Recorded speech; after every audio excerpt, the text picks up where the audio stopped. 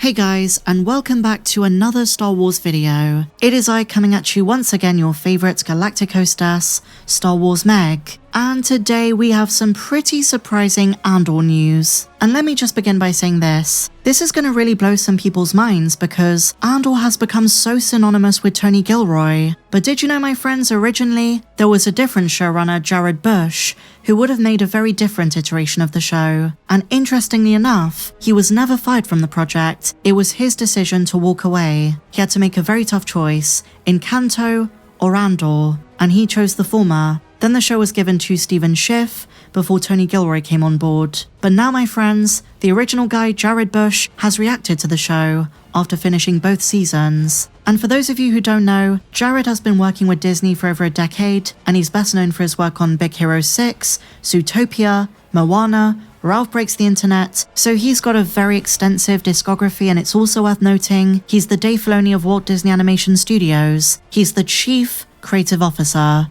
But he was the first person Kathy went to, and I imagine it would have been a very different show. And I will get on to what we know about his version in just a moment, but first, let's talk about today's update, because he's finally spoken out. Zootopia director wrote the original Andor pilot, and says the finished show is, quote, phenomenal, and not what I would have done with it. Speaking on the Matthew Bologna podcast, Bush sets the record straight. I wasn't fired. I was never fired. That was when Encanto was coming up, and I had to make a choice, Encanto or the Star Wars series. And while there was a bit of banter, while some people might say this was a missed opportunity, Jared is actually very happy with the way Andor turned out, and he says Gilroy went in a direction he never would have. And then he says he spoke to Kathleen Kennedy last week about it. He and his kids wanted to binge both seasons, he watched it, and he loved it. And then he goes on to acknowledge that different storytellers, different directors, have different points of view. So he's gracious in saying, Tony Gilroy was better for this job. And Bush says, so often the narrative is that there's battles between creatives, but that's not true.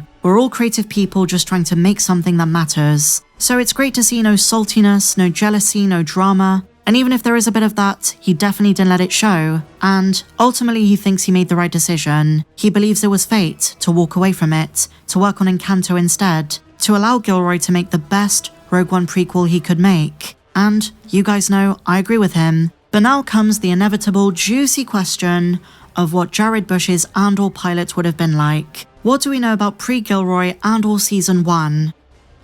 So I did some extensive research to fully answer this question, but the truth is that we only know broad strokes, nothing overly specific. But the crucial difference between the original concept and the final version is that the Bush version would have relied much more heavily on Rogue One. It played it very safe. Tony Gilroy himself described the early drafts as claustrophobic and limiting. There were far fewer characters, far fewer new characters, and it was much smaller scale, just focusing on Cassian and K2 from the word go. And those in the know have described the pilot as a classic TV spy show, instead of it being a mature spy thriller, like the version we got. The original plot has been described as more episodic, less focused on political depth and moral transformation. It was more mission-based, closer to pulp spy TV than serialized political drama. It was more straightforward, whereas when Gilroy came in, one of the first questions he asked himself was not how did the rebellion come about, but who were the unknown faces that were fundamental in starting smaller rebellions that laid the foundation for Yavin. What sort of heists and rebel activities led to the pushback that formed the structure of the Empire as we see it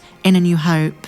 As he said in so many different interviews, Gilroy knew his starting point and his end point. So while most showrunners would treat this as a Rogue One prequel and not expand beyond it, Gilroy came in and made this show stand out on its own. And at the heart of it, he asked the question, what kind of pressure system creates people like Cassian in the first place? What events in his life led him to the place he's at by the time of the 2016 movie? So we see his love life, the death of his mother, the influence of lesser-known rebels, the philosophers, the thinkers like Nemik, working within a spy network with Luthen and Clea. All of those things shaped the character of Cassian in the most unconventional way. Because on paper, Gilroy's Andor sounds like such a risk. Every kind of rebel, every kind of Imperial is represented. And when it comes to the rebels, we meet the underdogs who made the victory at Yavin possible in the first place. The ones who are never named or acknowledged in the original trilogy. And to make characters like that just as fascinating as the Jedi and the Sith of the Skywalker saga is an incredible feat. Such an amazing accomplishment. They've started off as original gangsters in this thing, and it's underground, and it's secret, and it's small, and it's isolated and contained. And now, in 4 years, it's going to go big. So think about any restaurant that you knew that started off as a coffee shop, and think about any startup company. What happens?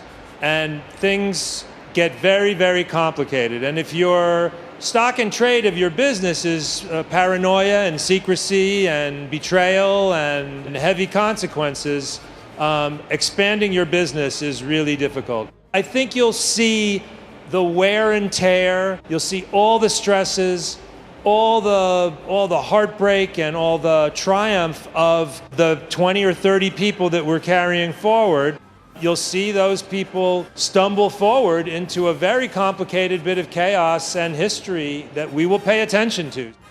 I think if we got Schiff's version or Jared Bush's version, it might have been an okay series, but it never would have stood out the way Tony Gilroy's version did. It would never have become so widely acclaimed and culturally relevant. And I often see people who didn't like Andor say stuff like, well, he changed what Star Wars is. He brought in themes that are too real life, he made it too political, and a similar criticism I hear is that Andor is a great sci-fi show, but it's not quintessentially Star Wars. It lacks the Star Wars DNA.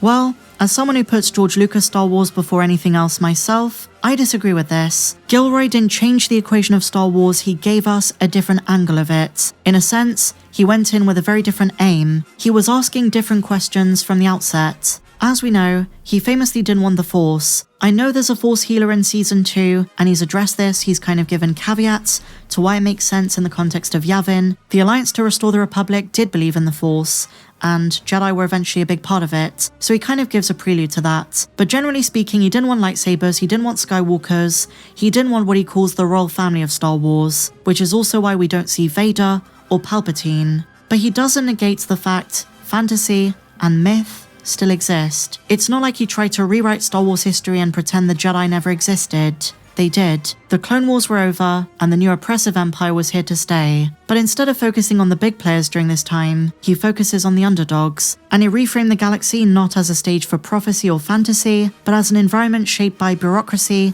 capital, and inertia. And to my mind, it works perfectly alongside other Star Wars projects. They're just not focusing on the characters you'd expect. And oftentimes through small mentions, certain planets like Naboo, Easter eggs, necklaces, the names of things, we're reminded those other parts of the Star Wars universe did and do still exist. So it's still Star Wars to me.